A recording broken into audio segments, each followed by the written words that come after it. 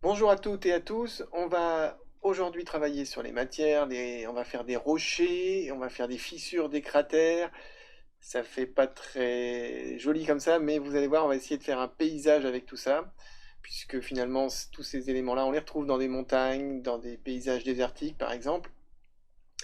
Et donc, ça va être assez intéressant de jongler avec ces éléments, qui sont des éléments naturels aussi, et donc qui peuvent être un peu liés au hasard des coups de crayon que vous allez mettre sur votre feuille.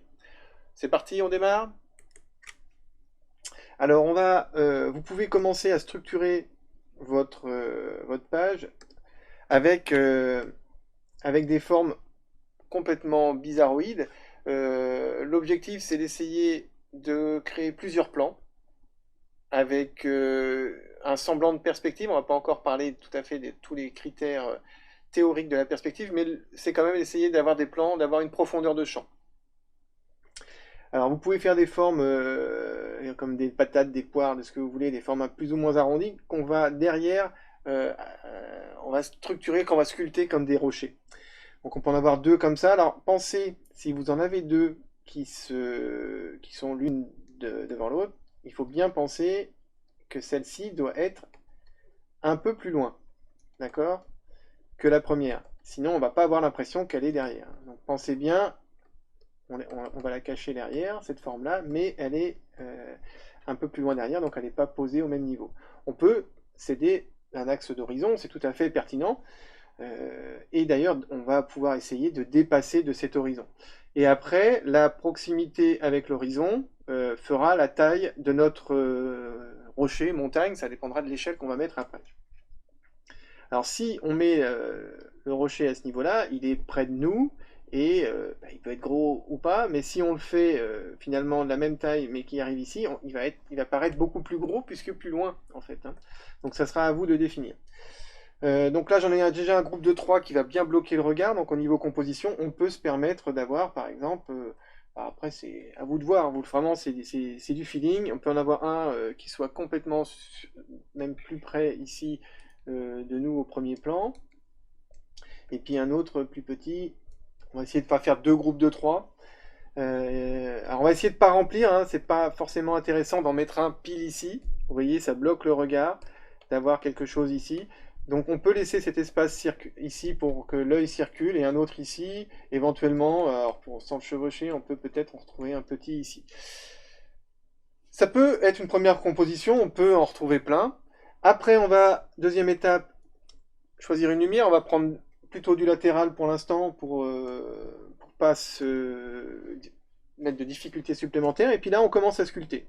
On sculpte, donc on essaye d'avoir des choses plus anguleuses. Quand on arrive au sol, on va le faire sur le deuxième ici, on n'est pas obligé d'avoir un caillou ou un rocher qui devienne complètement rond et qui soit fermé. On peut imaginer qu'il y a du sable ou des cailloux qui se sont accumulés au pied, et donc on peut avoir le trait qui peut être ouvert quand il est en contact avec le sol. Ça, c'est un choix aussi, hein. On peut le fermer ou pas. On peut tout de suite, en sculptant, commencer à mettre des zones d'ombre, à préciser les zones d'ombre, hein. On pourra revenir tout sur là-dessus un peu plus tard. Ce que vous voyez que je fais déjà, c'est que je fais déjà des facettes. Je tire des lignes un peu droites. On peut même faire des fissures. Alors si on fait une fissure, c'est qu'il peut y avoir eu un impact. Donc on peut imaginer un impact ici. Donc je fais une facette, là elle est triangulaire, mais elle pourrait être notre forme. Et de cette fissure, de cet impact, on tire la fissure et qui peut partir un petit peu en étoile, en essayant de ne pas être trop régulier aussi, de ne pas créer une forme aussi humaine, hein. Si j'avais fait un bras de l'autre côté, on avait créé un personnage, puisque l'œil est tout le temps en train de chercher des repères comme ça. Donc nous, on va essayer de casser ces guides. Donc là, on peut venir par là. Et si les fissures font le tour de la sphère, hein, vous n'hésitez pas à tourner autour. Donc là, c'est une sphère, mais plus ou moins, hein, c'est un rocher, donc on peut avoir des angles, ça peut être arrondi, c'est vraiment vous qui le sentez, mais il ne faut pas que ça fasse caoutchouc, il faut que ça fasse des objets lourds, usés par le temps. Après, vous pouvez réfléchir à si c'est très granuleux ou si c'est plein de fissures, justement, et que ça part en facettes, c'est à vous de le définir. Donc on y va, vous cherchez un motif, essayez d'être régulier sur tous vos rochers, d'avoir à peu près le même motif. Vous pouvez donc ombrer, alors si c'est au crayon, vous estompez. Et on va tout de suite, très vite, poser aussi les ombres au sol. Ça va vraiment nous permettre de construire ce paysage. Donc une ombre au sol, là on peut imaginer, donc vous voyez ce rocher il est posé, donc sa base elle est là, d'accord, elle est, euh, elle est posée ici sur le sol, sur ce plan qui est ici, hein, que je fais pas droit volontairement pour donner encore un effet un petit peu plus naturel. Alors pas droit, avec des petites ombres, pourquoi pas du côté ombre, ça fait des dunes. Hop. Et donc là, de cette zone ici, on va tirer une ombre donc, qui part sur le côté comme ça, et de l'autre côté, mais on ne le voit pas, ça part de ce point-là, et ça tire comme ça.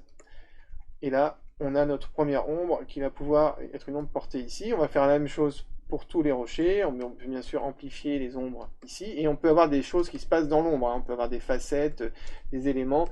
Donc moi je vais très vite au feutre là, mais vous pouvez le faire à l'estompe ou à l'aquarelle, ça peut être aussi très très sympa de structurer les volumes comme ça. Alors si c'est à l'aquarelle, n'hésitez pas à revenir après avec un crayon aquarelle ou un crayon pour venir marquer ces fissures et ces défauts qu'il y a dans les cratères et dans les rochers, pardon. Les cratères, on y arrive tout de suite. Donc là c'est pareil, là il va y avoir, alors c'est un premier plan, grosse zone ici, ça peut être intéressant de quasiment le faire complètement tout noir pour donner de la lumière sur l'ensemble. On est côté ombre. Alors là, il n'est pas fermé, donc on va essayer de bien le fermer. Tac. Voilà, c'était là qu'il y avait. Tac. Donc ça fait, vous voyez, ça fait un premier plan qui donne de la profondeur à l'ensemble. On peut éventuellement, pourquoi pas, imaginer la même chose de ce côté-là. Alors ce côté-là, il est un petit peu plus éclairé. Donc ce qui peut être intéressant, c'est de venir rechercher, cette fois en négatif, hein, des lumières sur la facette, sur la face qui est face à la lumière du rocher. Donc voilà, ça c'est une première étape. Donc vous y allez, vous faites tous vos rochers comme vous le sentez. Après là, on recule, on va vers la ligne d'horizon. Donc plus on recule, plus ça peut être intéressant d'avoir un trait plus fin et peut-être moins de niveau de détail et privilégier sur le premier plan. Donc on peut retrouver de l'herbe, on peut retrouver des fissures aussi qui courent sur le sol. Donc c'est à vous d'imaginer le paysage que vous voulez. On peut même imaginer des choses qui circulent, de l'eau. Alors si c'est de l'eau ou un chemin, ça va être beaucoup plus fin près de l'horizon tout au fond ici que au premier plan où ça va être un petit peu plus large. Voilà, je vous laisse imaginer ce paysage comme vous le souhaitez. Alors on peut avoir des effets réguliers, hein. Des fois quand les rochers se forment, on a des fissures qui sont un petit peu comme si elles avaient été instrumentalisées, qu'on avait un instrument qui avait créé la fissure. Donc on va avoir quelque chose d'assez régulier, mais pas complètement. Il peut y avoir des cassures dans cette régularité, on va dire. Alors voilà, on fait des facettes, vous essayez d'être pas trop mou, de ne pas faire trop chewing-gum, on positionne les ombres. Les ombres peuvent aussi, et là c'est intéressant par exemple, venir décoller un objet, cet objet-là qui est en lumière ici, l'ombre de celui-là peut passer derrière, et vous voyez, il va se décoller légèrement, puisqu'il il va passer au premier plan, parce qu'il va être devant l'ombre de l'autre. Donc là, on a en effet un paysage qui peut être finalement au bord de la plage avec des châteaux de sable et des rochers. Et finalement, là, si on met, je sais pas, une huître ou. Eh bien, ça fait qu'on donne tout de suite une échelle à notre paysage. Mais si on met un petit personnage, peut-être pas ici, mais ici ça peut être plus sympa. Un petit. On va enlever ça parce que ça va créer ce qu'on appelle un nœud graphique. Et là, on peut mettre un petit chevalier, donc c'est pareil, ou un petit soldat qui viendrait sur ce rocher-là. Et on donne une autre échelle à notre univers. Hein, on peut en avoir un autre, pourquoi pas ici, qui vient regarder à l'horizon. Et on peut en faire plein. Et puis donc si vous les mettez plus loin, ils sont beaucoup plus petits, hein. On peut avoir une colonie qui arrive ici avec des chevaux c'est à vous, vous pouvez commencer à construire votre paysage. Donc il nous manque un petit peu quelque chose, vous le sentez bien, c'est on pourrait avoir quelque chose au bout de l'horizon. Donc si on a des montagnes, sur les montagnes, ça peut être intéressant d'éviter la dent de scie répétitive, d'éviter aussi de faire nos montagnes complètement au-dessus du décor. Et ça fait qu'on a vraiment deux plans qui se combattent et qui ne font pas forcément intéressant. Donc ça peut être, voilà, essayer de mêler alors des accidents dans nos montagnes, qu'elles ne soient pas tout trop régulières. On peut même avoir des montagnes plus ou moins arrondies, des vallées aussi qui peuvent être un peu plus longues que d'autres, et on peut avoir quelque chose comme ça. Donc c'est à vous d'imaginer vos montagnes. Vous pouvez même mettre deux rideaux de montagne avec des rideaux, un rideau de montagne plus haut ou plus bas derrière. Là on peut aller par exemple sur quelque chose de plus vallonné comme ça, mais qui serait dans un deuxième temps plus loin. On a créé après des différents sens de lecture dans notre page, ici, au niveau de la composition, l'œil il circule, on peut essayer d'utiliser ça pour que ça continue dans nos montagnes. Donc par exemple, là, si on décide que ce chemin-là il est pertinent, on peut peut-être le faire continuer comme ça, et même imaginer une lumière ou un soleil. Alors si on veut centrer un peu le regard, on peut avoir quelque chose qui arriverait ici, donc avec nos nuages et nos effets de lumière qui viendraient ici. Si on le met au noir rapidement, c'est pareil, dans le même principe que ce qu'on a vu. Donc on va mettre un petit peu moins de détails puisqu'on est plus loin, mais ça ne nous empêche pas d'avoir quelque chose qui soit construit avec des facettes et avec éventuellement des ombres si on a quelque chose de très rocailleux. La jonction ici avec le premier plan, elle peut être complètement floue puisqu'on peut descendre dans un creux de vallée et avoir d'autres éléments qu'on ne verrait pas, voire éventuellement de la brume ou des choses comme ça. Alors là, notre petit chemin, mais vraiment très petit, on l'indique juste, dans la vallée. Ici, donc, la vallée, il peut y avoir des petits accidents. Et ça part comme ça. Donc encore une petite ombre ici. Et la deuxième vallée au fond, là, un petit peu plus fine. Donc voilà ce que ça peut donner un petit peu un paysage un peu rapidement fait comme ça. Donc à vous d'aller beaucoup plus loin là-dedans, éventuellement de le mettre en couleur. Petits éléments qui peuvent être aussi intéressants, vous pouvez faire des trous, des cratères. Un trou ou cratère, si je viens zoomer ici, je vais le faire à la place de notre soleil ici. Donc on va généralement les mettre en perspective comme ça, donc sur une ellipse. On crée l'effet d'ourlet, donc de la Terre qui a été chassée par une sphère qui vient, une météorite par exemple, qui vient de tomber dessus. Et là, lumière qui vient ici, donc on crée une ombre de ce côté-là et une autre ombre de l'autre côté. Et tout de suite, on a un effet de cratère. Donc on peut répéter et simplifier sur nos rochers. Là, si on veut faire des petits cratères, voilà, on fait la même chose. Donc on peut faire notre petite ellipse, quelques petits traits. Et dès qu'on comprend le cratère, dès qu'on arrive à comprendre ce qui se passe, on peut s'arrêter. Et on en refait un autre. Donc ça peut faire des effets de trous aussi si on ne fait pas l'ourlet autour. Voilà. Et là, on a des petits cratères qui viennent se poser. N'hésitez pas à rajouter des petits rochers aussi, toujours avec la petite ombre à côté pour associer l'ensemble. Essayez de ne pas faire comme je viens de le faire ici, d'essayer de ne pas créer du motif. Hein. Là, on est trop régulier, il n'est pas forcément utile d'en avoir ici. Comme pour la végétation, on peut essayer de trouver des systèmes pour que ça fasse des accidents et qu'on ait là vraiment l'impression que c'est la nature qui a posé ses cailloux sur le sol. Donc voilà, vous pouvez vous entraîner hein, sur ces cratères, sur ces fissures. Vous pouvez vous entraîner aussi en le faisant sur une sphère. Donc on aurait finalement une planète. Vous avez une planète et donc sur laquelle vous pouvez essayer de faire des fissures. Alors utilisez ce principe de fissure pour que ça tourne autour de la planète. Donc il y a un petit effet perspective aussi qui peut être intéressant. Donc vous pouvez y aller vraiment comme je le fais là, c'est-à-dire en esquisse. Et puis après vous commencez à donner des angles, éventuellement en enlevant des morceaux. Vous pouvez donc rajouter vos premiers cratères et puis essayer comme ça de poursuivre, d'en avoir plusieurs, des petits, des grands. Vous pouvez essayer de faire des mers intérieures, donc avec ces notions d'ourlet, ça peut être vraiment tout petit. Donc je vais très vite, mais donc le principe, vous l'avez j'espère compris. Essayez, c'est pas facile, donc faire une planète avec des motifs qui peuvent tourner, on peut avoir des reliefs. qui peuvent venir de l'extérieur, même sur comme si il y avait des montagnes sur notre planète, ils peuvent être à plusieurs endroits. Réfléchissez aussi à une lumière qui vient d'un côté, donc on a une ombre qui vient sur la planète, d'un côté de la planète, d'accord?